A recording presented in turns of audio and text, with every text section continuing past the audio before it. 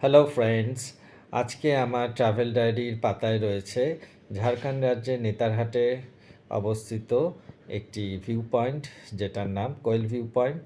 Netarhat bus stand থেকে 2 থেকে 2.5 kilometre দূরে অবস্থিত এই ভিউ পয়েন্টটি। এটি একটি পার্কও বটে।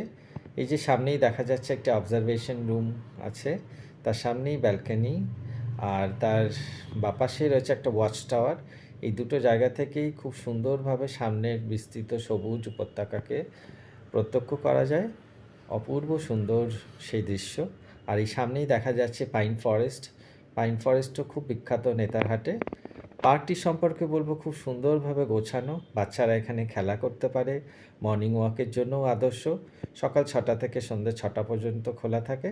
প্রত্যেক ব্যক্তির জন্য প্রবেশ মূল্য 20 টাকা, আর প্রত্যেক ভেহিকেলের জন্য প্রবেশ মূল্য 20 টাকা। এত সুন্দর করে গোছানো, নিট অ্যান্ড ক্লিন, প্রত্যেকের ভালো লাগবে।